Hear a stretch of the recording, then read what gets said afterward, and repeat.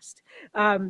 As you know, we do have 4 collaborative partners that are global, and today we're going to have the benefit of hearing about the progress being made in the Canadian Collaborative.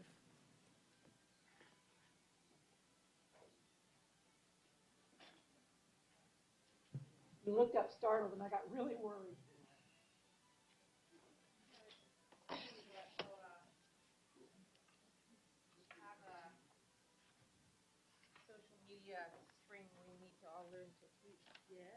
So accompanying me, of course, is the co-lead for our collaborative, because we really true model collaborative leadership, Maria Tassoni.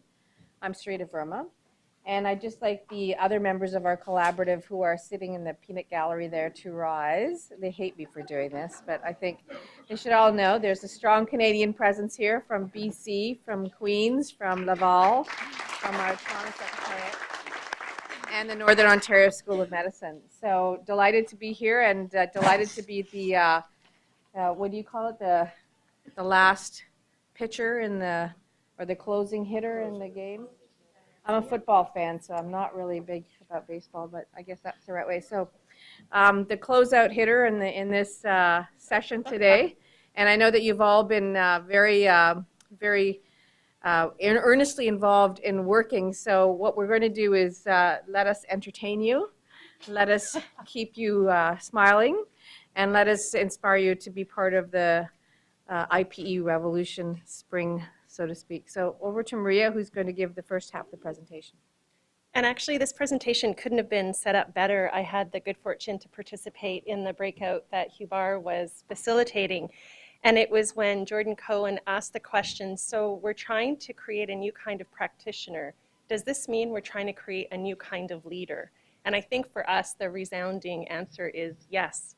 And so really the work of the Canadian Collaborative has been thinking about how we build capacity for collaborative leadership to truly transform education and practice and health.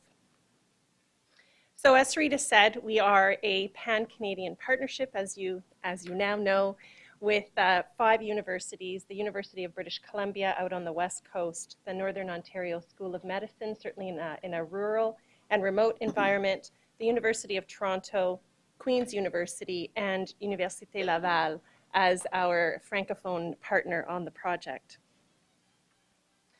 It was interesting to see Barbara Brandt's presentation this morning, because as she spoke about what is it that we're trying to achieve at the end of the day, the drivers for transformation of the Canadian healthcare system are the same drivers that we've been talking about, certainly today and over the last 3 meetings of this global forum. I think these types of drivers really create the critical need for us to be thinking about health professions, innovation and transformation, interprofessional education and practice change, and as well how we and the system of leaders can really transform the system, thinking about not just traditional kinds of leadership, but collaborative leadership. So just to set the context a little bit more, we wanted to just do a little bit of a reminder that our journey in Canada is very much a reminder of the kinds of conversations that we've had here at the Global Forum. So we've been now at the IPE, IPC agenda for about 12 years, and it also started with a nationally focused effort from government, from a number of associations, from a number of reports that spoke about the critical need to educate our students in a different way and to bring healthcare professionals together in a different way. And over the course of the last 10 or 12 years, we've actually had the fortune of being able to create a number of national and regional offices and collaboratives to really advance the IPEC agenda in Canada. And so just to bring us back to some of the ongoing initiatives, and I would suggest some of the critical successes in Canada over the last 10 to 12 years, really the Canadian Interprofessional Health Collaborative as our national association, a number of regional partners have enabled some of the local successes to really be scaled up, to identify some of those exemplars and those best practices, just as we've been doing here over the course of these first 2 forum meetings. We have IPE curriculum across many of our colleges, actually most of our colleges and universities, both in the form of courses and IPE learning activities that are case-based and experiential, as we heard from the many wonderful exemplars this morning from programs here in the US and across the world. We've also focused on faculty and continuing professional development, both in terms of giving our clinical and academic faculty the foundational skills to both teach and model IPE, but also increasingly focused on issues around simulation and on leadership. We also have our students engaged in a number of experiential activities in the community, and a number of our programs are actually rooted in community engagement and social accountability. From an accreditation point of view, we now have 8 accrediting bodies from 6 health professions actively engaged and shaping accreditation principles to really guide how our IPE programs are going to be reviewed and accredited in the future. And lastly, I mentioned the Canadian Interprofessional Health Collaborative as a prominent and really critical national organization for our country. We had the opportunity last time around to actually talk in more detail about the competency framework that really guides our national efforts. And I wanted to bring this back because there's an important element here, and I do think it's quite unique in terms of the competency frameworks that do exist around the world, because there's been an intentional focus actually on collaborative leadership. And Leslie Bainbridge was a key lead on the development of this, so I know she could speak much more eloquently than I can to this. But when I read the words on how collaborative leadership is actually defined within this competency domain, it speaks to learners and practitioners working together with all participants, including patients, clients, families, to formulate, implement, and evaluate care services to enhance health outcomes. And so I think what we have is a wonderful start to a competency domain on collaborative leadership that really speaks to the microsystem, how we as individuals are working with patients and other team members. Our hope through our Canadian Collaborative, our project on collaborative leadership, is to really magnify and expand this domain to the meso, so the team level, and to the macro system, really thinking about organizations and broader health education and care systems in terms of the type of collaborative leadership competencies that are needed to really transform those areas. What we do know is that strong leadership isn't enough to really guide transformation, and that we have to expand our thinking and recognize that our institutions really are situated within complex adaptive systems where no one profession, no one perspective, no one leader can really make the kind of change that we're talking about. And so we need to find ways to actually tap into really the whole system. So when we think about collaborative leadership, I think this takes our discussions and our concepts about leadership in a very, very much a new way. We're talking about enabling leadership to actually come from anywhere and multiple points in the system. And that was something we spoke about at length in the breakout session with the group in group 4. And it was really about being able to, as a leader, engage multiple perspectives, to unlock the full human potential of the system, and to really promote engagement beyond persuasion, beyond convincing, beyond buy-in. It's helping people to find their place in the IPE, IPC world, or in any kind of innovation that we're engaged in. And to really, I think this is something that I really appreciate in terms of language, is to really enable people to lead from where they stand, whether they have a formal or informal role in the system. And I think at the end of the day, this really transcends any of our professional and organizational boundaries, and it probably transcends IPE and IPC in terms of thinking of some of the broader agendas around quality, safety, and transformation as a whole. So I love this slide because it talks about healthcare leadership really looking quite different in the future, taking us from a place where right now I don't think we've actually achieved the possibilities around innovation, and moving from a place where we have individual leaders leading from the top, and moving to a place where collaborative leaders are able to harness the untapped potential of teams and organizations to really create the kind of transformational change that we're talking about. So that sets the context for why we're doing this work and why we think there's a critical need. And Sarita's going to take over and talk about what we've actually been up to over the last few months on our project. I'm glad she qualified what we've been up to on our project, because if I told you what I've been up to in the last few months, I'd be in a great deal of trouble. You've seen this before, but our goal in our project has been to tackle this one piece of the puzzle, which is to co-create, develop, and implement a global collaborative leadership model. And as Patrick mentioned at the last workshop, we've now begun very strong relationships with the South Africa Collaborative, the Collaborative in Uganda, and the Indian Collaborative in order to think about ways to, in fact, enhance what we would learn culturally and from our multiple disciplines perspectives and apply perhaps what we're all going to learn across our various ways of addressing the leadership issue. So our pan-Canadian approach is somewhat a microcosm of that, and even our team being a microcosm of that collaborative leadership model, and moving up into this room, which is almost, to my view today, an excellent example of collaborative leadership as we try to problem solve our way to making a model for health system change. We will do what you've done today, which is build and existing partnerships within Canada and abroad, and enhance the facilitation and implementation of our leadership programs. The reason why Stefanos and I began tweeting today was predominantly because we think there are opportunities, and if you go in, you'll see a lot of our commentary about everything that was said by the speakers, by the panelists, because we wanted to participate in the conversation, but sometimes you can't because you're not present, or because, in fact, you're not given the appropriate time within the agenda to do that. So this is we want to use those instructional technology mechanisms and social media to maximize cost-effective methods to support our communities in leadership training. And another important element, and this is a point that Group 2 spoke to, which is we think scholarship will drive a great deal of the value proposition for collaborative leadership and for IPE. And finally, our evaluation framework, which I'll mention to you, is currently now under development. We're very excited about what that evaluation and assessment will provide in terms of evidence-based approaches to collaborative leadership. So our outcomes are pretty clear. We're a very outcome-driven group. We are all task-oriented. We would like to have a very clear definition, as Maria described, of what our collaborative leadership competencies will be. We're still working through what we mean by curriculum, program, or project. The last 2 days we've spent actually here in Washington deliberating what we mean by that. Our current wording is curriculum, and likely for it to be at multiple levels for students, practitioners, and leaders. But we will have evidence-based products that are based in what I will come back to, and you've heard from us over and over again, driven by our Northern Ontario School of Medicine colleagues in social accountability. Our evaluation framework that will be a toolkit for anyone, we hope, to apply this competency, collaborative leadership model anywhere in the world. And we hope to enhance these partnerships by pilot testing our work in multiple cultures. Our work is, as you can see, halfway through phase 3.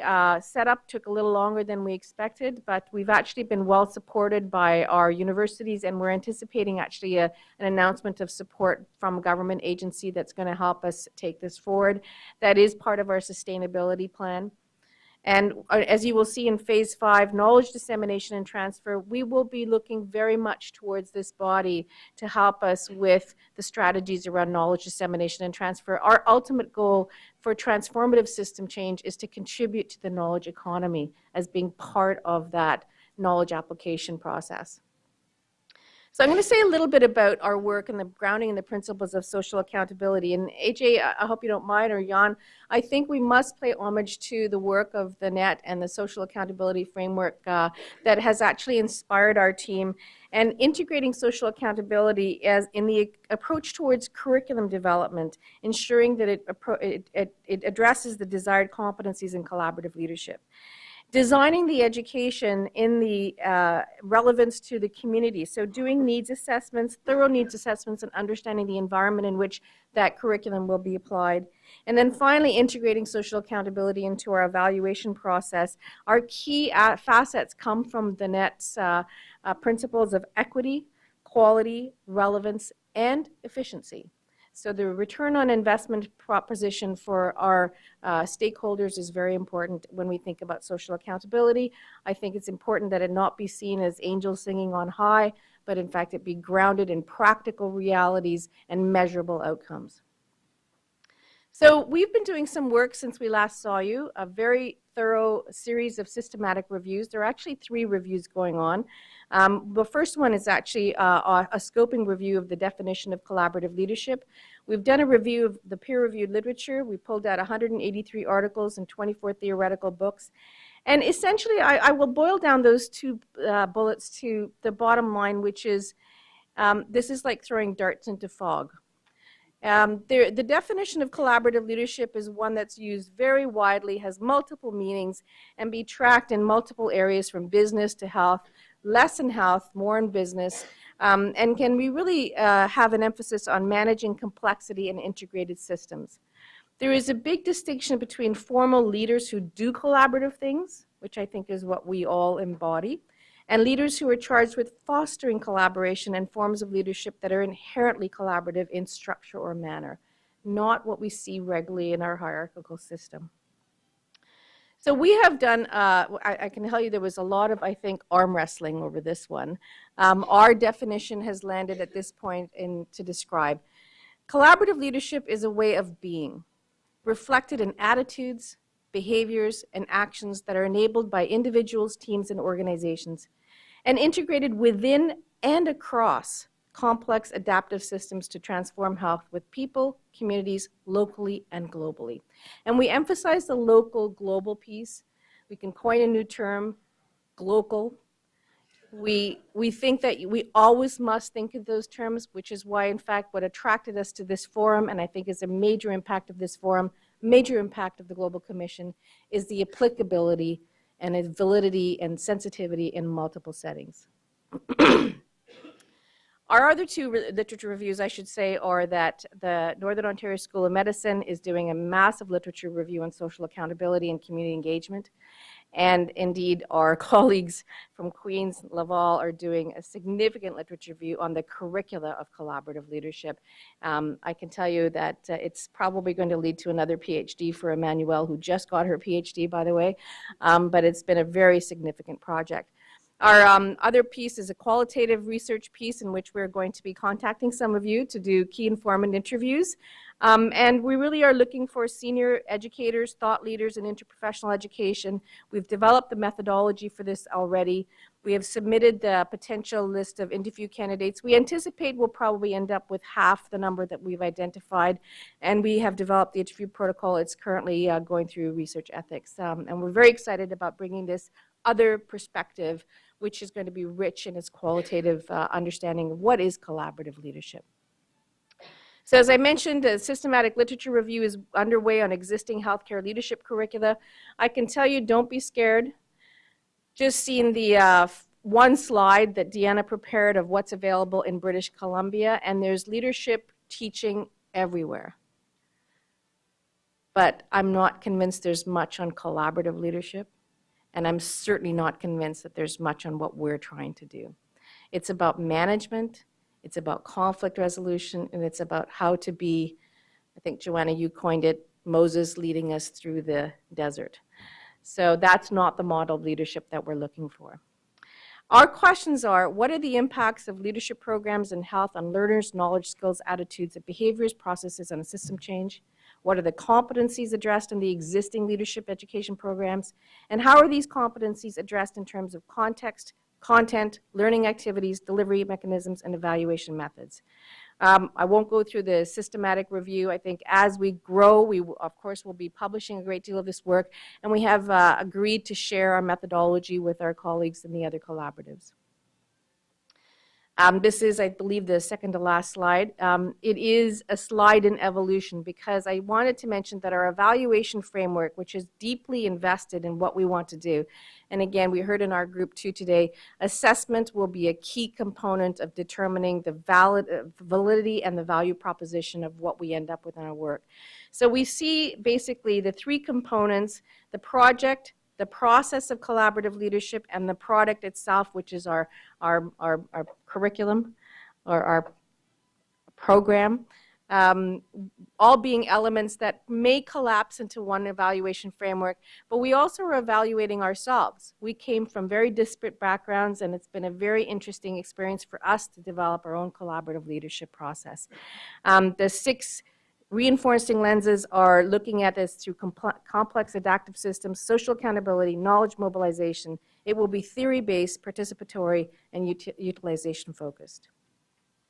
So just to summarize, we believe that essentially without a new model of leadership, we will probably be back, as I think someone said earlier today, in 25 years thinking, wasn't that a great idea? And in order to get traction on the flywheel and to go from, as Jim Collins says, from good to great, we believe that we need to create the environment a safe environment, Stephanos, for people to actually grow, to be cultivated, to be talent managed into becoming collaborative leaderships. And as a result of that innovation and ownership that will occur across a complex system from this cohort of leaders, some of whom spoke to us earlier today, we would then be able to make health system transformation, which we think will absolutely result in reduced cost of care, improved patient experience, and improved population health, which are the three areas that must be measured. Thank you very much for letting the Canadian Collaborative share our ongoing work with you. We're having a heck of a good time. We're enjoying our time here in Washington, and we very much welcome actually so much feedback that we've had from many of you because you're enriching all of our conversations. Thank you.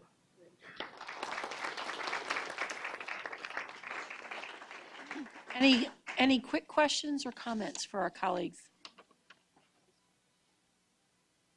Oh, yes, Pat.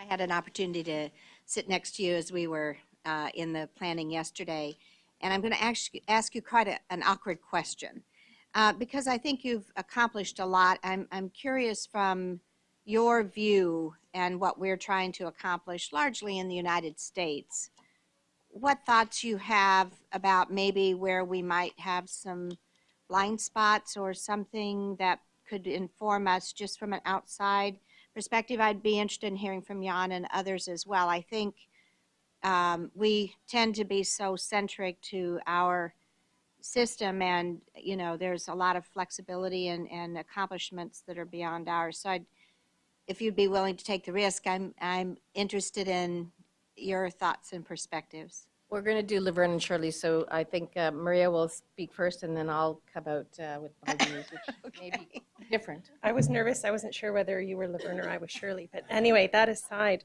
I actually think we've heard it today. One of the pieces we heard quite specifically from Dawn Foreman when she came in from Curtin University, and that is, let's learn from people outside of our own context. Because I think the more I read, the more I participate in conversations, the more I see around the world, the drivers are the same. We're actually all leading to the same kinds of hopes and dreams and visions. So as far as IPE programs are concerned, IPC practice, then I think we really need to look beyond our walls. That would be one. And I think the piece that came from the discussion in Group 4 that Hubar was facilitating was this idea that let's not look to leaders out there, that we are part of the system. So recognizing that we have tremendous influence, and therefore, as Maddie said, responsibilities as we're here and as we go back into our own environment. So I think those are two really critical pieces for us to remember. And not to deviate from my normal controversial personality, I will pick up on something Rick, Warren, Jordan, George, I've heard you say. There's a tsunami of change coming, and an ill-prepared group of healthcare professionals must be cautious not to have change imposed upon them unless they can identify the best way to deliver patient care and population health.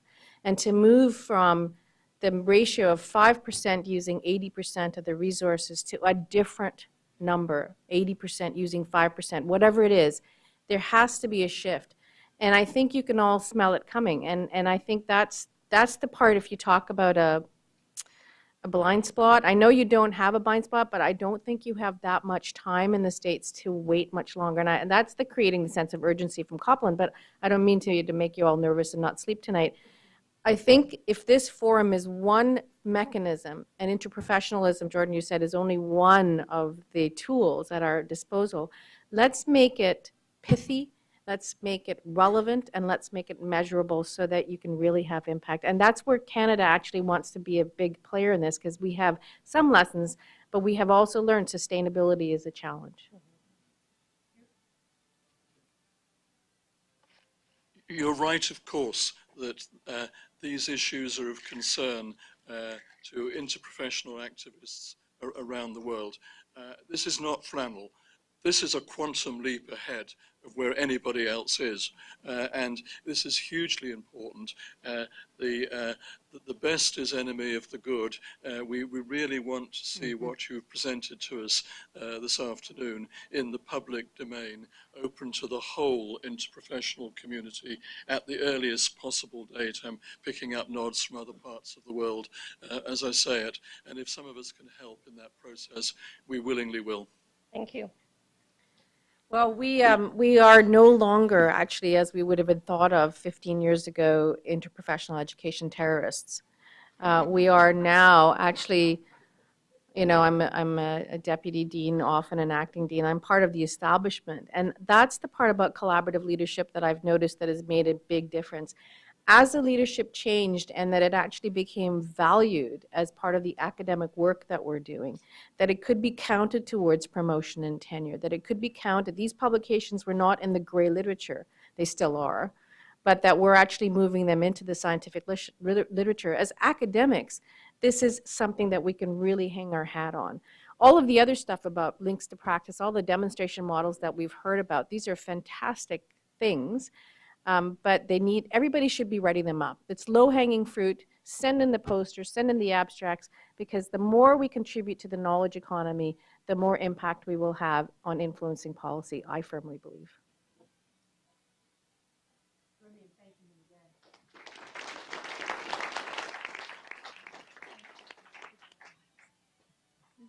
Very nice. So have a nice evening. Do please plan to come back. We have a working breakfast tomorrow. I think that's a first for me in a while anyway. And we will hear a report from two of our other collaboratives over the breakfast time. The report back from all 4 work groups, the formal report back. And then we have a couple of other really exciting sessions for tomorrow. So sleep well, and I'm going to think a lot about IPE terrorists myself. Good night.